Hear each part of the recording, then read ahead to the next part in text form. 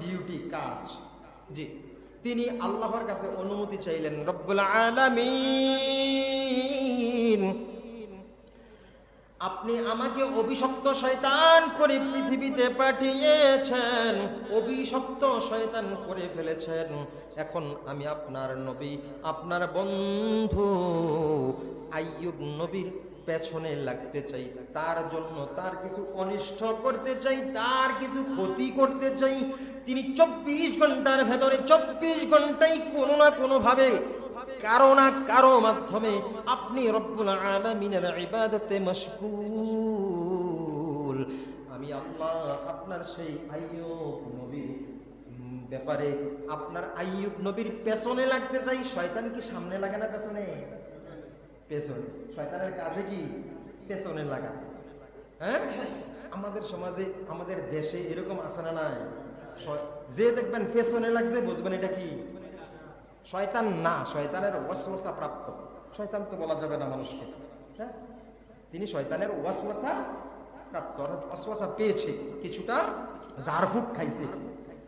জি, আল্লাহ তাআলার কাছে প্রার্থনা করলেন, রব্বে করিম আমি আপনার আইয়ুব নবীকে ধোঁকা দিতে চাই, তাকে আপনার থেকে গাফেল করতে চাই, আপনি আমাকে অনুমতি দেন আমি যেন তাকে গাফেল করতে পারি। আল্লাহ তাআলা ডাক দিয়ে বললেন, মালাউন যতই চেষ্টা করো না, যতই চেষ্টা করো না, যতই চেষ্টা করো, যিনি আমার খাস বন্ধু, যিনি আমার খাস গোলাম, আমার গোলাম আমি আল্লাহর ইবাদত করবে, আমি আল্লাহর শুকরিয়া আদায় করবে, আমি আল্লাহর গোলামি করবে, আমি আল্লাহর জিকির সব সময় অন্তরে অহরহ চালু রাখবে, আমি আল্লাহর জিকির থেকেই এমন কোন শক্তি নেই তাকে আমি আল্লাহর জিকির থেকে গাফেল করতে পারি। আল্লাহ তাআলার কাছে অনুমতি চাইলেন, শয়তানকে আল্লাহ অনুমতি দিলেন, যাও যত পাওয়ার লাগে নিয়ে যাও, সব পাওয়ার আমি তোমাকে দিয়ে দিলাম, তোমার সমস্ত পাওয়ার গুলো খরচ করে দেখো, ব্যবহার করে দেখো, তোমার সমস্ত পাওয়ার গুলো খাটিয়ে দেখো, আমার বন্ধুকে তুমি আমার পথ থেকে, আমার জিকির থেকে একটু গাফেল করতে পারো কিনা। এইভাবে শয়তান বললেন, আল্লাহ প্রথম যেই ধোঁকাটা দেব, প্রথম যেই আঘাতটা করব, আল্লাহ তাআলা তাকে পাওয়ার দিলেন, যাও তুমি যেটা বলবে আমি সেইটাই কিছুক্ষণের জন্য, কিছুদিনের জন্য কবুল করব, বলো কি করতে চাও। বললেন, আল্লাহ আপনি তাকে ধন সম্পদ দিয়েছেন, আপনি তাকে স্ত্রী পুত্র স্বজন দিয়েছেন, ক্ষমতা দিয়েছেন, পাওয়ার দিয়েছেন, এই জন্য তিনি সব কিছু পরিপূর্ণ পাওয়ার পর তিনি আল্লাহর আপনার গোলামি করে, যদি আপনি তার থেকে এই সকল একে একে ছিনিয়ে নেন তাহলে তিনি আর আপনার গোলামি করবে না। এই কথা, এই ধারণা শয়তানের যে সব কিছু ছিনিয়ে নিলে তিনি আল্লাহর ইবাদত থেকে ফিরে যাবে। আল্লাহর কাছে বললেন, রব্বুল আলামিন তার সন্তানগুলোকে আমি প্রথম আপনার কাছে অনুমতি চাই, তার সন্তানগুলোকে আপনি প্রথমবারের মতো পরীক্ষা স্বরূপ ছিনিয়ে নেন। সন্তান কয়জন? 14 জন। স্পষ্ট কোরআনের আয়াত।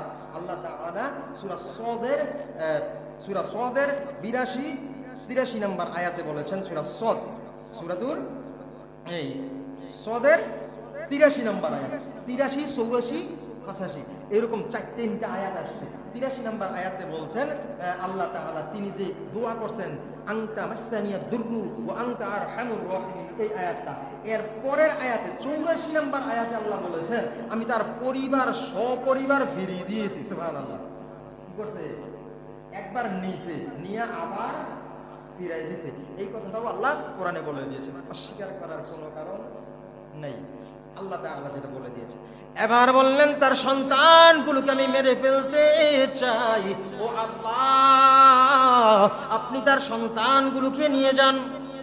সঙ্গে সঙ্গে আল্লাহ তাবারাকা ওয়া তাআলা পরীক্ষা করার জন্য, বন্ধুকে পরীক্ষা করার জন্য, নবীকে দোস্তকে পরীক্ষা করার জন্য একটি দেয়াল, বিশাল এক দেয়াল চাপা দিয়ে 14 জন সন্তান একসাথে মৃত্যু দিয়ে দিলেন। আল্লাহু আকবার, একসাথে মৃত্যু দিয়ে দিলেন। আল্লাহ তাআলা বললেন, শয়তান তোমার কথাই শুনলাম, তোমার দোয়া কবুল করলাম, এবার বলো কি হবে।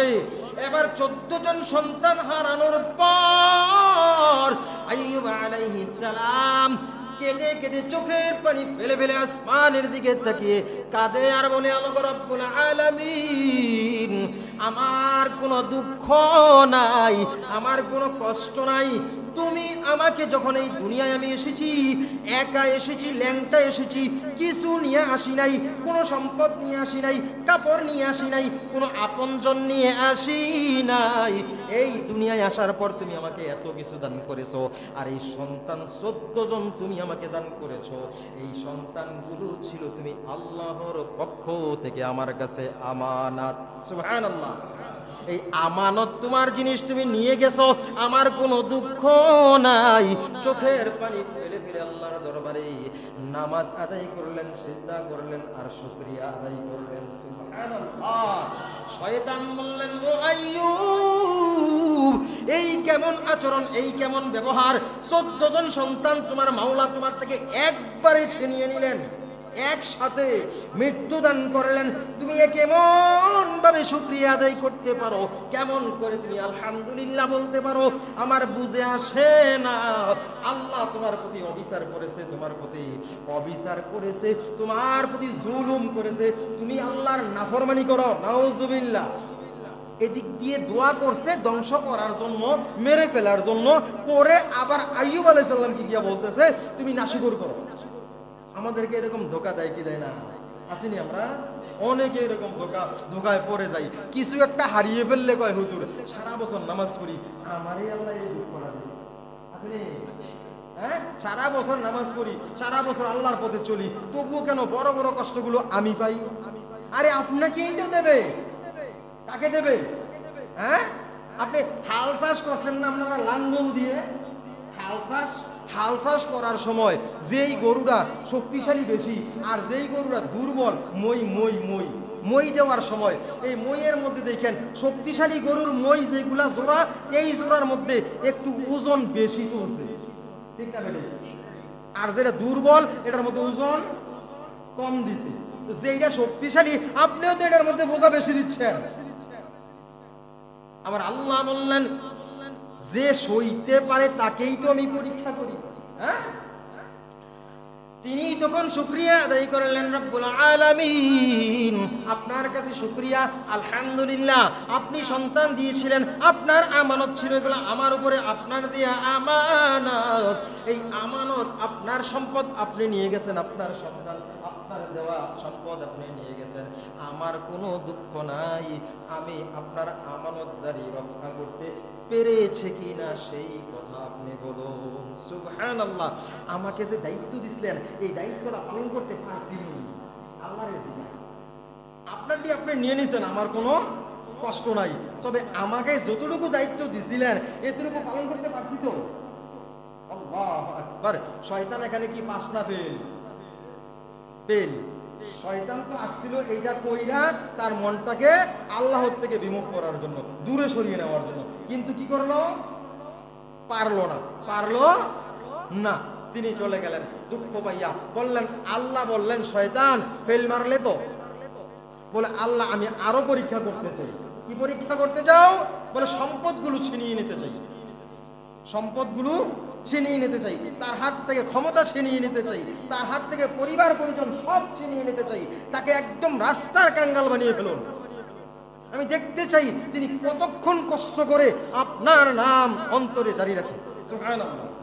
এইভাবে শয়তান তখন আল্লাহর কাছে বললে আল্লাহ তাআলা একজন এক করে সম্পদগুলো আস্তে আস্তে ছিনিয়ে নিতে শুরু করলেন। ক্ষমতা চলে গেল, সম্পদ সব চলে গেল। তিনি এক সময় ক্ষমতাবিহীন অবস্থায় একবারে দুর্বল। বললেন আল্লাহ, এখন তার কোনো সম্পদ নাই, ক্ষমতা নাই। ও ক্ষমতা আসার আগে তার শরীরে একটা রোগ দিলেন। কি দিলেন? একটা অসুস্থতা দিলেন। অসুস্থতার মাধ্যমে তার থেকে আস্তে আস্তে সম্পদগুলো ছিনিয়ে নিলেন। বললেন আল্লাহ, তাকে এমন একটি রোগ দেন যেই রোগের চিকিৎসা পৃথিবীর কোনো মানুষ, কোনো ডাক্তার করতে পারবে না। এইরকম রোগ হইলে আমরা কি বলি? কি কই? কোন কোন আমরা কি কই? একজনে আরেকজনের সুযোগ বুঝে কই আমার গজব মারছে। হ্যাঁ, সুযোগ পাইলে কই এলাই। একটা বিপদ দেখলে, এক মুসলমানের বিপদ হইলে আরেক মুসলমান কয় আল্লাহ গজব দিছে। এক মুসলমানে অ্যাক্সিডেন্ট করলে আরেক মুসলমান কয় হ্যাঁ শাস্তি পাইছে। কইনি এই কথাগুলো? আল্লাহ কখন কাকে কিভাবে বিপদ দেয় একমাত্র তিনি জানেন। নাকি বিপদই দিছে, না পরীক্ষা দিছে, নাকি আল্লাহ ভালোবেসে পাঠাইছে, সেটা আপনি কি করে বুঝবেন? হ্যাঁ, আল্লাহওয়ালা যিনি আল্লাহওয়ালা, আল্লাহর মুহাব্বতের বান্দা ছিলেন, তাদের কাছে অসুস্থতা না থাকলে, কোনো না কোনো অসুস্থতা না থাকলে তারা নফল ইবাদত করে চোখের পানি ফেলে আল্লাহর কাছে কাঁদতেন, ও রব্বুল আলামিন, আমি কি এমন পাপ করেছি যে আপনি আমার প্রতি নাখুশ, অসন্তুষ্ট? কেন? বলে আমাকে কোনো অসুস্থতা দিচ্ছেন না, রোগ পাঠাচ্ছেন না। সুবহানাল্লাহ, আমাকে অসুস্থতা বানাচ্ছেন না কেন, রোগ দিচ্ছেন না কেন? আমি কি আপনার কাছে কোনো অপরাধ করে ফেললাম? আল্লাহওয়ালারা এইরকম, অর্থাৎ রোগ সব সময় চাইতেন আল্লাহ। তখন তিনি সব সম্পদগুলো যখন ছিনিয়ে নেওয়া হলো, অসুস্থতা দেওয়া হলো, একদিন, 2 দিন, 3 দিন করে বিভিন্ন ডাক্তার, কবিরাজ, হেকিম অভাব নাই, হাজার হাজার লক্ষ লক্ষ ডাক্তারকে, দুনিয়ার যত ডাক্তার আছে সবাইকে দেওয়া হলো, দেখানো হলো। কোনো ডাক্তার, কবিরাজ তার রোগের কোনো ঔষধ দিতে পারে না। কারণ আল্লাহ তাআলা এই রোগ দিয়েছেন পরীক্ষা করার জন্য। এই জন্য তিনি সুস্থ হচ্ছে না। আল্লাহ তাআলা এইভাবে এক করে 13 বছর, সুবহানাল্লাহ, কয় বছর? 13 বছর অসুস্থ, 13 বছর বিছানায়। এখন তার ক্ষমতা থাকে, সম্পদ থাকে? হ্যাঁ, একটা মানুষ অসুস্থ চিকিৎসা করলে এমনি তো সব বেচ্চা ফকিরের দঙ্গা লাগে না? আল্লাহ তাআলা সব ছিনিয়ে নিলেন যখন তিনি অসুস্থ। 13 বছর পর খেয়াল, 13 বছর পর তার শরীরের গিরায় পছন্দ ধরছে। সুবহানাল্লাহ, আল্লাহু আকবার, পছন্দ ধরছে। এটা আল্লাহ তাআলার পরীক্ষা, এই জন্য সুবহানাল্লাহ বলতে হবে। এটা কি আল্লাহ মুহাব্বত করে দিছে, তাকে শাস্তি স্বরূপ এটা দেয় নাই। কি করছে?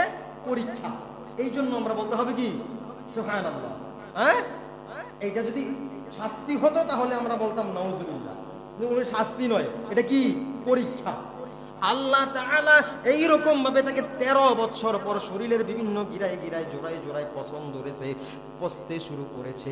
খেয়াল করবেন, অসুস্থ ছিল কয় বছর? 13 বছর। 13 বছর পর শরীর পছন্দ ধরেছে। এই পছন্দ হইরা পোকা সৃষ্টি হয়েছে। এই অবস্থায় ছিলেন আরো 5 বছর, মোট 18 বছর তিনি অসুস্থ ছিলেন।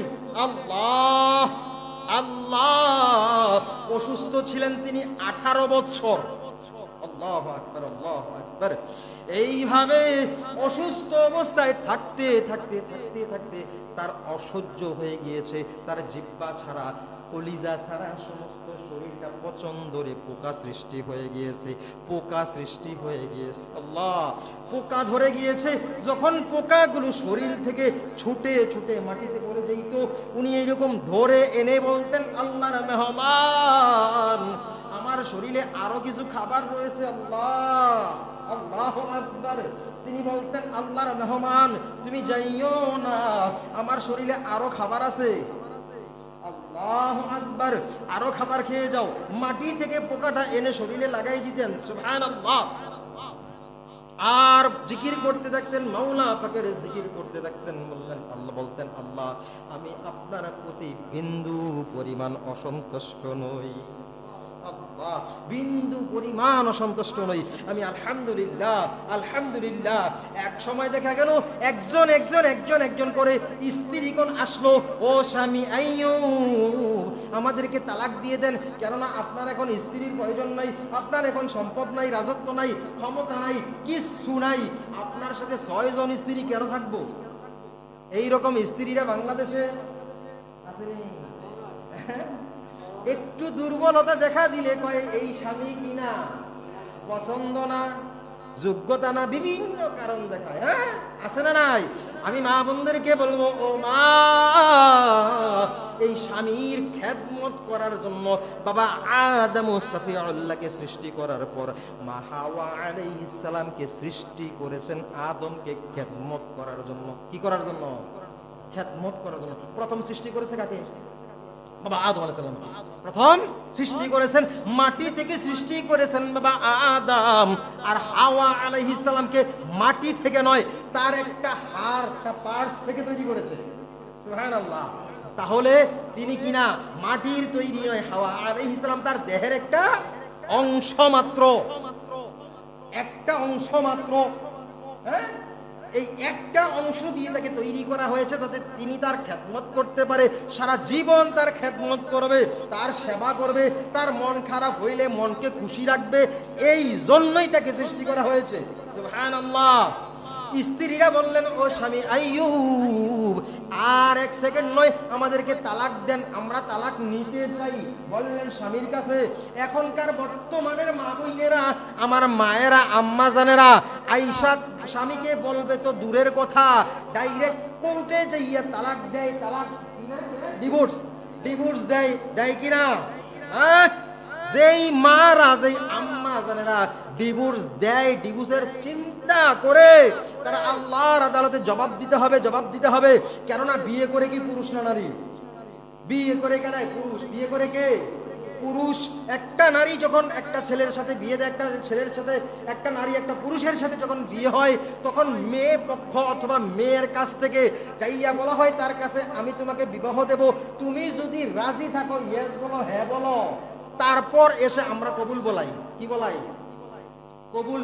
কিছু শিক্ষার বিষয় এখানে আছে, আমরা দুইজনকে কবুল বলাই, বলাই কি না? মেয়েরও বলাই কি? কবুল। আর ছেলেকেও বলাই কবুল। এখানে একই শব্দের অর্থ দুই রকম, একই শব্দের অর্থ দুই রকম, একই শব্দের অর্থ দুই রকম। আমি আপনাকে উদাহরণস্বরূপ বুঝাই, বাস্তবতা। আপনাকে জিজ্ঞাসা করলাম আপনি কেমন আছেন, আপনি খুব অসুস্থ, খুব অসুস্থ, অচেনা রোগ, তবুও বললেন আলহামদুলিল্লাহ। আপনার কোনো অসুখ নেই, সম্পূর্ণ শক্তিশালী, 10 জনের সাথে পারবেন, আপনিও বললেন আলহামদুলিল্লাহ। দুইজনে এক শব্দ বললেন, দুইজনের আলহামদুলিল্লাহর কি এক অর্থ?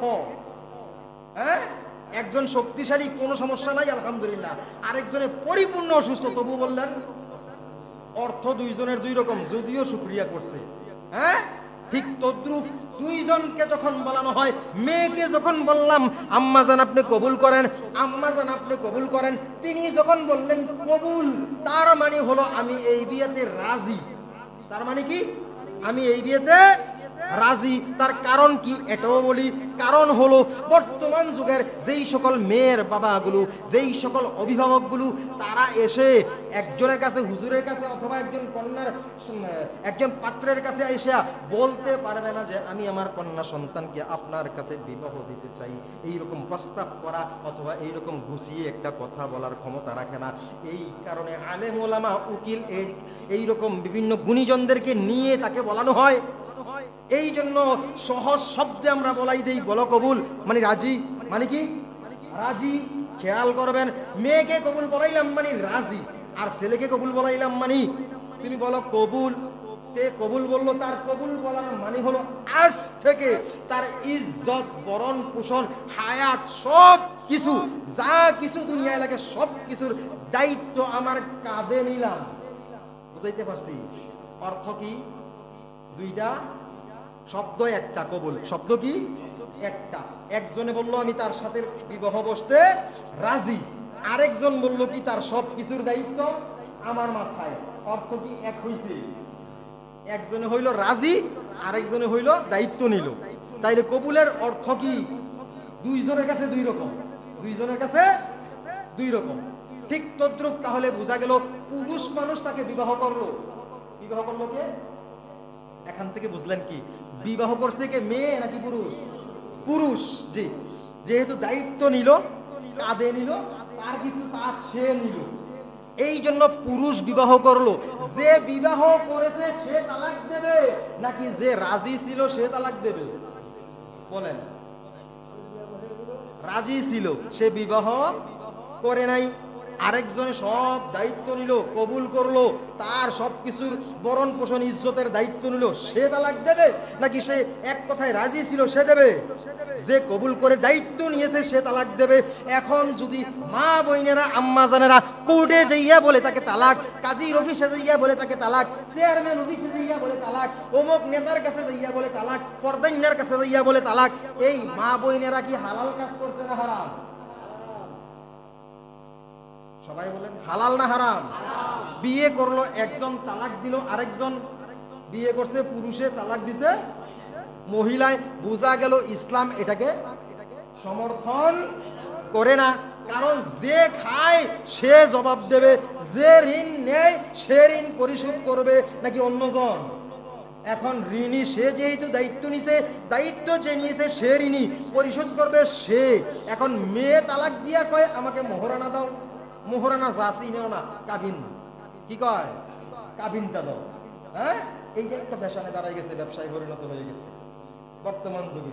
বেশি করে কাবিন নামা দিয়া মেয়ে কিছু 19-20 হইলে পট কইরা কাজীর অফিসে যাইয়া, আদালতে যাইয়া, কোর্টে যাইয়া, এখানে সেখানে যাইয়া ডিভোর্স লেটার দিয়া কয়, দাবি করে কাবিন কি, কাবিনের টাকা, কাবিনের টাকা সম্পূর্ণ হারাম। কাবিনের টাকা চাওয়া হারাম নয়, ডিভোর্স দেওয়া কি হারাম। মেয়ে দেবে না। আমি এখান থেকে কেন বললাম, আইয়ুব আলাইহিস সালাম তার 6 জন স্ত্রী থেকে 5 জন স্ত্রী এসে বলল আমাকে তালাক দেন না। অর্থাৎ নবীদের থেকে, রাসূলদের থেকে আমাদের শিক্ষা হলো তারা যেরকম করেছে এই রকম আমাদের করতে হবে। এখন মা বোনেরা বলে হুজুর আপনি তো আটকাই দিলেন, মা বোনেরা আবার পেদানি শুরু করবো, ফদানি শুরু করবো। হ্যাঁ, বলে হুজুরে চাও সব কইতে আছে পুরুষ গোফককে আমরা ঠেকাই দিতেছে না। আপনার যখন পছন্দ হবে না, আপনার যখন ভালো লাগবে না, নবীকে নবীর স্ত্রীরা বলেছে আমাকে তালাক দেন, আইয়ুব নবীকে, ঠিক এমনি আপনিও বলবেন আপনার সাথে আমার হবে না। যত সম্ভব চেষ্টা করবেন, আপনাকে খেদমত করার জন্য তৈরি করা হয়েছে, খেদমত করা যত সম্ভব চেষ্টা করবেন। কারণ আপনাকে তৈরি করা হয়েছে কি খাদেম হিসাবে, খেদমত করার চেষ্টা করবেন। যদি একান্তই নাই পারেন, খুব বেশি বড়জোর হয়ে গেছে, তখন বলবেন স্বামী আমাকে আপনি তালাক দিয়ে দেন, আমার সাথে আপনার সাথে আর হবে না, এইরকম বলবেন। কিন্তু নিজে দেওয়া যাবে, নিজে দেওয়া যাবে না। বুঝাইতে পারছি? আর যদি স্বামী ওই রকম বখাটে হয়, ওই রকম নেশাকুর হয়, বাজে স্বামী হয়, আছে না সমাজে কিছু লোক, এইরকম যদি হয় যাকে কন্ট্রোল করা মুশকিল, হেদায়েত করা সম্ভব না, আল্লাহর পথে ফিরিয়ে আনা সম্ভব না, তখন অভিভাবকদের মাধ্যমে যেভাবে হোক আপনি এটা ব্যবস্থা নেবেন। ঠিক আছে? তবুও নিজে নিজে তালাক দেওয়ার সিস্টেম নাই। এক কথাই বুঝাইতে পারলাম, নিজে তালাক দেওয়া যাবে না। আপনারা কেউ কখনো ডিভোর্স লেটার দেখেছেন কাজীর অফিসে? আমি বলে দেই, দেখবেন কাজীর অফিসে কিছু ডিভোর্স নামা, ডিভোর্স নামা, এই ডিভোর্স নামার মধ্যে দেখেন লেখা থাকে নিজের উপর নিজে তালাক নিলাম। কি লেখা থাকে দেখেন না হয় আমার কথাটা, ডিভোর্স লেটারের মধ্যে কি লেখা থাকে? আমি ডিভোর্স দিলাম এরকম না, লেখা থাকে কি নিজের উপর নিজে তালাক নিলাম। আচ্ছা, এটা কি সম্ভব বলেন আপনি? এখানেই তো মিথ্যা কথা হয়। কাজীর সিস্টেমটা এরকম, দিলাম কথা মেয়েদের দ্বারা হয় না। কাজীরাও জানে, উকিলরাও, আদালতও জানে, সব বিচারকরা জানে যে তারা দিতে পারে না, এই জন্য তারা লেখার মধ্যে থাকে নিজে ডিভোর্স দেয়, লেখা থাকে নিলাম। দেখেন যাচাই করে সত্য না মিথ্যা। আইয়ুব নবী বললেন, আইয়ুব নবীকে 6 জিনের মধ্যে 5 জন এসে বললেন আমাদেরকে তালাক দেন। আইয়ুব নবী স্বেচ্ছায় 5 জনকে তালাক দিয়ে দিলেন। মোহরানা যার যতটা, তখন তো আর মোহরানা আগে দিয়ে দেয়, যারা আল্লাহওয়ালা তারা কি করেন মোহরানা আগে পরিশোধ করে দেয়। এই ব্যাপারে অন্য সময় আলোচনা। তো তিনি 5 জনকে বিদায় করে দিলেন। একজন ইউসুফ নবীর কন্যা রাহমা, যার কথা আমি নাম বললাম, রাহিমা আমরা যাকে চিনি, তিনি বললেন স্বামী আমি আপনাকে ছেড়ে যাব না, আমি আপনার পাশাপাশি আছি, আমি আপনার পাশাপাশি আছি বললেন। তুমি একা আর থাইকা কি করবা, সবাই চলে গেছে, তোমার কষ্ট হবে, তুমি চলে যাও। রাহমা চিৎকার করে ডাক দিয়ে বললেন, ও স্বামী আইয়ুব, আমি একজন নবীর নাতনি, একজন নবীর কন্যা, একজন নবীর স্ত্রী।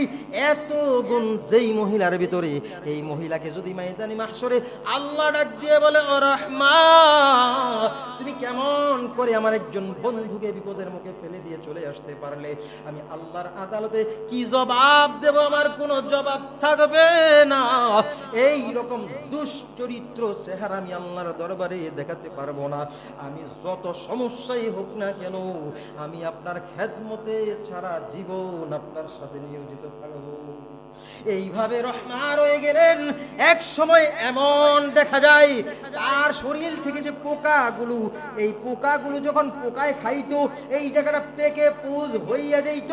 রহমা তার চুল দিয়ে পানি দিয়ে চুলগুলো ভিজিয়ে, চুলগুলো দিয়ে এইরকম পুজের মধ্যে চাপ দিয়ে পুজটাকে, পানিটাকে, রক্তটাকে নিয়ে এসে অন্যত্র ফেলতেন।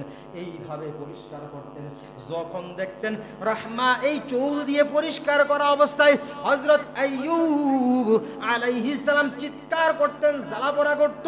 এমন সময় রহমা এই চুলগুলো বাদ দিয়ে নিজের জিহ্বা দিয়ে চেটে চেটে হালকা টাচ করে করে এই পুজগুলো পরিষ্কার করত। আল্লাহ, এত খেদমত! আমি যে বললাম তাদেরকে খেদমতের জন্য তৈরি করা, মেয়েদেরকে খেদমতের জন্য তৈরি করা, আমার আম্মা জানদেরকে খেদমতের জন্য তৈরি করা হয়েছে।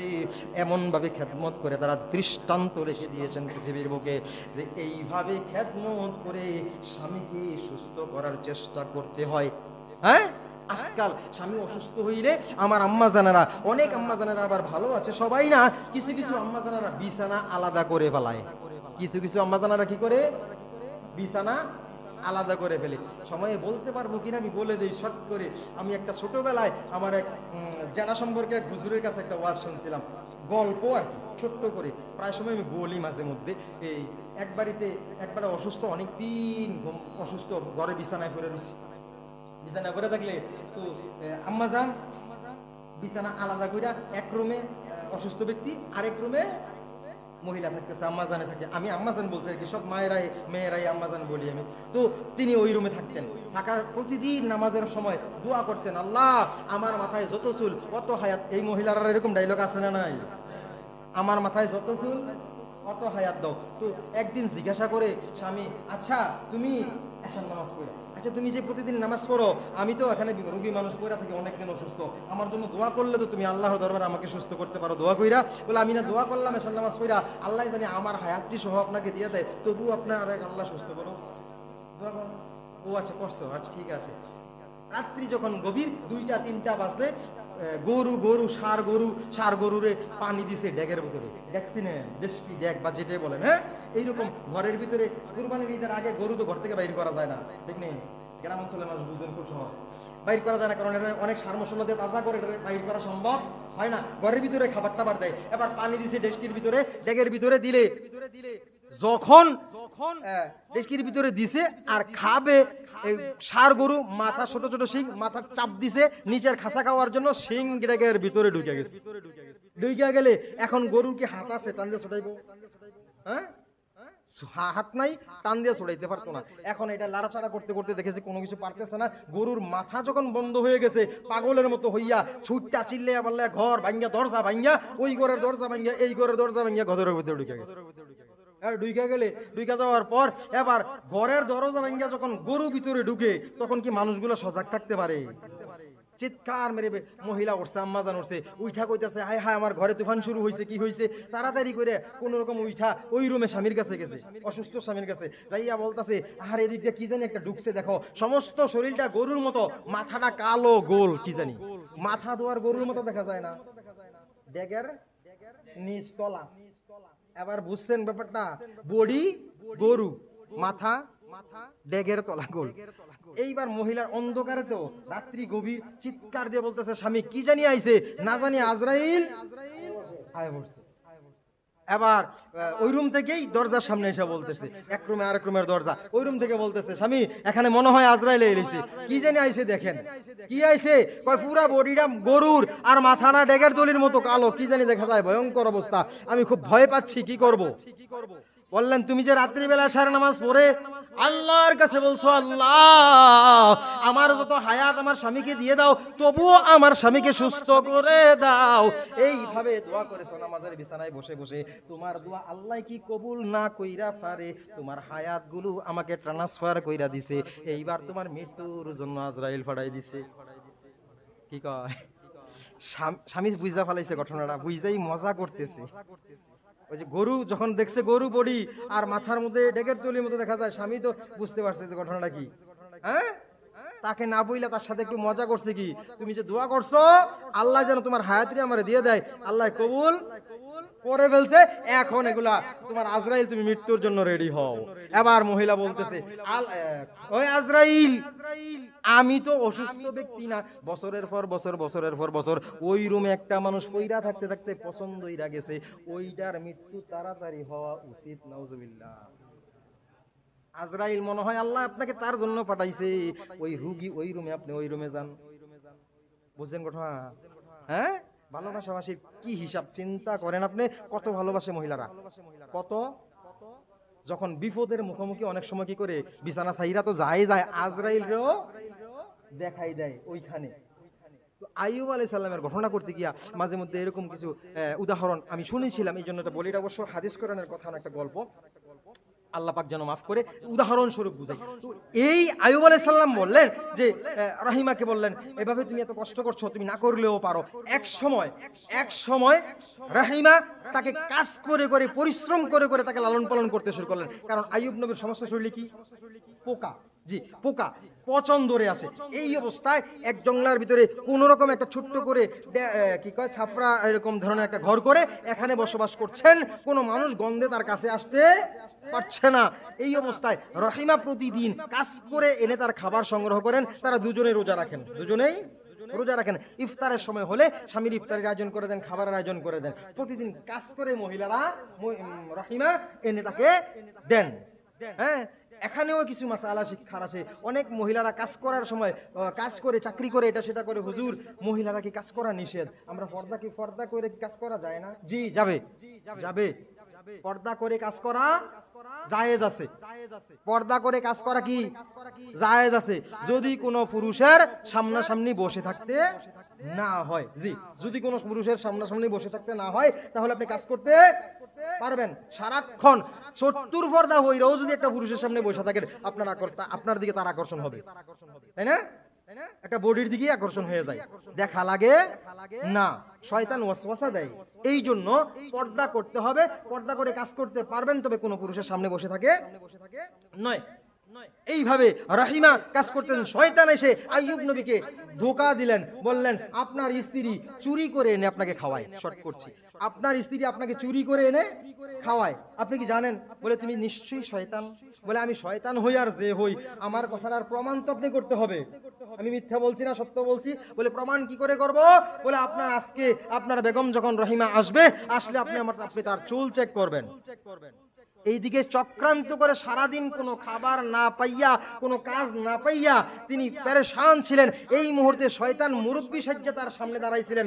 রহিমা যখন কাজে ঢুকছিলেন, তখন দাঁড়াইয়া বলছিলেন, আমার একজন একজন আপনজন আছে, যে কোনো একজন রিলেটিভ আছে, যার একটা বড় অসুখ রোগ আছে, শুনছি নবীর স্ত্রীর চুল দিলে তার রোগ ভালো হইব, আপনার থেকে কিছু চুল দেয়া যাবে?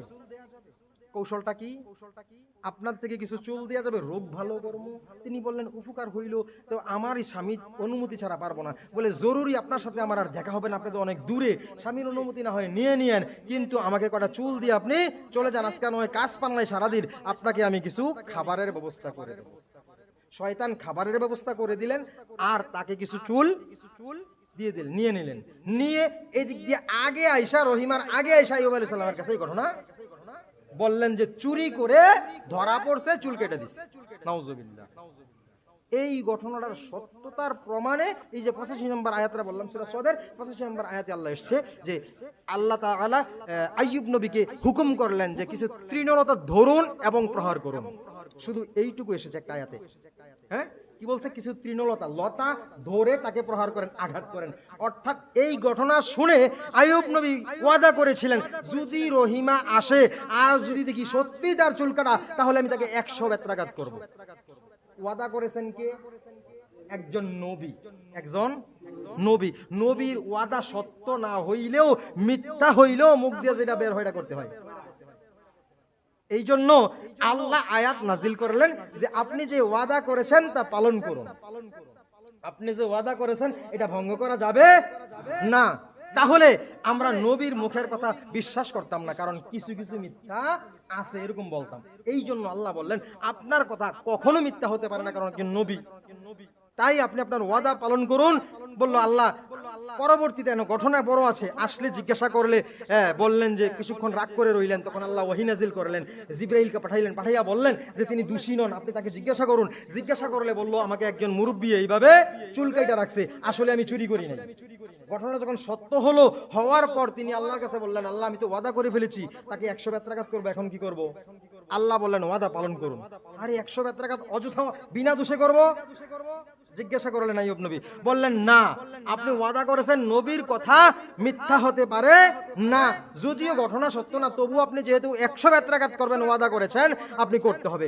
বললেন তখন তার ব্যাপারে, রহিমার ব্যাপারে আল্লাহর কাছে প্রার্থনা করলেন, আল্লাহ আমার স্ত্রীকে আপনি ক্ষমা করে দেন। ক্ষমা করে দেওয়া যায় না? বলে ক্ষমা তো পাপ করলে না হবে, পাপ তো করে নাই, তবুও আমি আল্লাহ ক্ষমা করলাম, কিন্তু আপনার ওয়াদা রক্ষার্থে আপনি কি করুন? 100 তৃণলতা হাতে ধরুন, একটা প্রহার করুন। সুবহানাল্লাহ। 100 লতা হাতে, চিকন চিকন বেত বা কিছু গাছের ডাল, কিছু অথবা লতা গাছ, এইরকম কিছু 100 একত্র করে একবারে ধরেন, ধইরা একটা আঘাত করেন, আপনার ওয়াদা পূরণ হয়ে যাবে। সুবহানাল্লাহ। এইটা কোরআনে স্পষ্ট আয়াত আছে, 100 তৃণলতা ধরুন এবং প্রহার করুন, ওয়াদা খেলাপ করবেন না, এই কথাটা বলা আছে কোরআনে। তো এইভাবে তাদের শেষ পর্যন্ত আল্লাহ তাআলার কাছে প্রার্থনা করলেন, মালিক, এই যে আমি প্রথম আয়াতটা বললাম, ওয়া আইয়ুবা ইজ নাদা রাব্বাহু আন্নী মাসানিয়াদ দুররু আনতা আরহামুর রাহিমিন। তিনি প্রার্থনা করলেন যখন জিহ্বার কাছে পোকা এসে গেল, আল্লাহর কাছে প্রার্থনা করলেন, মালিক আমি তো আপনাকে ডাকি, আপনার ইবাদত করি, যদি যতক্ষণ জিহ্বা সুস্থ আছে ততক্ষণ আমি আপনাকে ডাকতে পারি, যদি পোকা জিহ্বা খাইতে শুরু করে আমি আর কিভাবে ডাকবো? দয়া করে আমার জিহ্বাটা তো রক্ষা করুন। প্রার্থনা করলেন আল্লাহ। এই আয়াতটাতে বলা আছে, আল্লাহ আমি বিপদে আছি, আপনি আনতা আরহামুর রহিমিন, আপনি দয়ালেরও দয়াল। সুবহানাল্লাহ। বললেন আমি বিপদে আছি, আপনি দয়ালেরও দয়াল, আমাকে ক্ষমা করুন, শিফা করুন, এই ধরনের কিছু বলেনি। আমাকে রোগ মুক্তি করেন, বিপদ থেকে উদ্ধার করেন, এরকম কিছু না। আয়াতটার অর্থটা কি? আপনি রহমান, আনতা আরহামুর রহিমিন, মানে আপনি দয়ালেরও দয়াল, আমি একটু বিপদে আছি, শুধু এইটুকু বললেন। বলার সঙ্গে সঙ্গে আল্লাহ তাআলা আয়াত নাজিল করলেন, হুকুম করলেন, উরকুদ বিরিজিলিকা হাযা হাযা উরকুদ বিরিজিলিকা হাযা। আয়াতটা স্পষ্ট আসতেছে না, ভুলে গেছি। আচ্ছা, উরকুদ বিরিজিলিকা হাযা মুগতাসিলুম বারিদু ওয়া শারাব। সুবহানাল্লাহ। আল্লাহ বললেন কি? উরকুদ বিরিজিলিকা হাযা মুগতাসালুম বারিদু ওয়া শারাব। আল্লাহ বলেন উরকুদ বিরিজিলিকা, প্রহার করো পাও দিয়ে। প্রহার বুঝছেন? পা দিয়ে আমরা যেটাকে বাংলা ভাষায়, সাধারণ ভাষায় বলি কি উষ্টা মারি, মারিনি, এরকম পাও দিয়ে ধাক্কা মারি গামারির মধ্যে। আল্লাহ হুকুম করলেন আইয়ুব নবীকে এইভাবে পাও দিয়ে কি করুন? আঘাত করুন মাটিতে। আঘাত করার সঙ্গে সঙ্গে এখান থেকে ঝর্ণা প্রবাহিত। সুবহানাল্লাহ। পানি শুরু হলো, পানি শুরু হয়ে একটা কূপ সৃষ্টি হলো। এটা এমন মিঠা পানি, এমন সুন্দর সুস্বাদু পানি। তিনি খাইলেন এবং বললেন, আল্লাহ বললেন এই পানিতে নামুন, ঝাঁপ দিয়ে ডুব দিয়ে গোসল করুন। সুবহানাল্লাহ। তিনি এই পানিতে নেমে ডুব দিলেন। ডুব দিয়ে যখন উঠলেন, উঠা দেখলেন সমস্ত শরীর আগের মতো আইয়ুব নবীর। সুবহানাল্লাহ। ঠিক এই মুহূর্তে, যেই মুহূর্তটা তার রোগ মুক্তি হলো, তিনি আগের জায়গায় আবার ফিরে আসলেন। এই দিন ছিল 10ই মুহররম। সুবহানাল্লাহ। এই দিন কি ছিল? আমার আলোচনা কি? মুহররম মাস। মুহররম মাস কি? আমি মুহররম মাসে বলেছিলাম না বড় বড় ঘটনা শোনাবো? এই যে ঘটনাগুলো, মুহররমের 10 তারিখ ছিল যেদিন তিনি রোগ মুক্তি হলেন, সেই দিন আশুরা। আমরা আশুরা পালন করি কি? হুসাইনের কারবালা। হ্যাঁ, আমরা আশুরা পালন করি কি? আইয়ুব আলাইহিস সালামের সময় হুসাইন ছিল, তাহলে ঘটনা আগের থেকেই আছে। হ্যাঁ, পালন করবেন। হুসাইনের মহব্বত তো আমরাও করি, নবীর নাতি অবশ্যই মহব্বত করি, তার এটা ঘটনা সত্য হয়েছে। কিন্তু এইটাই ঘটনা নয়, এর আগেও ছিল। তো এইগুলো আমি শোনাইলাম। এখন হলো তাকে আল্লাহ সুস্থ করলেন। এরপরে আল্লাহ তাআলা যে 84 নম্বর আয়াতের মধ্যে বলছে যে আমি আল্লাহ আইয়ুব নবীকে তার পরিবার সহ সবাইকে আবার ফিরিয়ে দিলাম। সুবহানাল্লাহ। আবার 14 জন সন্তান আসলেন। তো এই ছিল আজকের আলোচনাটা। তো আমরা এখান থেকে যেগুলো নিলাম, অর্থাৎ শুনলাম আইয়ুব আলাইহিস সালাম যত বিপদে পড়েছে, শুধু আইয়ুব নবী নয়, এরপরে আরো সামনে আরেকটা কাহিনী বলবো, আল্লাহ যদি হায়াত দান করে পরের জুমায় দেখবেন যত বড় নবী পয়গম্বর রাসূল ছিলেন, তারা আল্লাহ তাআলা তাদেরকে বড় বড় পরীক্ষায়, যেই পরীক্ষা আমাদের কল্পনা করা সম্ভব না, চিন্তা ধারায় আসে না, এমন ভয়ঙ্কর বিপদ তাদেরকে আল্লাহ দিয়েছেন। দেওয়ার পরেও তারা কি করছে? আল্লাহর জিকির থেকে বিন্দু পরিমাণ পিছপা হয়নি, আল্লাহর স্মরণ থেকে একটুও তারা কি করে নাই? গাফেল হয় নাই। আমরা একটু থেকে একটু হলেই শুরু করে দেই যে আল্লাহ আমারে ছাড়া আর কেউ রে দেখে না, এত ইবাদত করি আমার বিপদ আসে কেন? এই প্রশ্ন যেই মুসলমানের ভিতরে, তার ঈমান পরিপূর্ণ নাই। ঈমান পরিপূর্ণ, আল্লাহ এই বিপদ কিছুই না। আমি আরেকবার বলেছিলাম আপনাকে যখন আমাকে গালি দিবেন কুকুর, কথাটা সাপোজ দেখাচ্ছি আর কি, কুকুর অথবা বিড়াল শিয়াল বলে আমাকে গালি দিবেন, তখন আমি চিন্তা করব আসলে কুকুরের চরিত্র যেমন, আমার চরিত্র তার চেয়েও খারাপ, আপনি তো জানেন না। মনে মনে ভাববো তিনি হলেন আল্লাহওয়ালা। তিনি কি ওয়ালা? যেভাবে আমাকে কুকুর বলার কারণে, এটা গালি দেওয়ার কারণে আমি এই কথা বলি, আল্লাহ তে তো আমার চিনে না, আমার চরিত্র এর থেকেও খারাপ। নিজেকে নিজে ছোট বানিয়ে দেওয়া, সে হলো আল্লাহওয়ালা। আর সে আমাকে কুকুর বললো, তার জাত কুকুর, তার বাপ কুকুর, তার সন্তান কুকুর, তার 14 গোষ্ঠী কুকুর, ইচ্ছা মতো তাকে ধুয়ে দিলাম। এইটা আল্লাহওয়ালার পরিচয় না। ঠিক তদ্রুপ আমরা বিপদে পড়লে কি করব?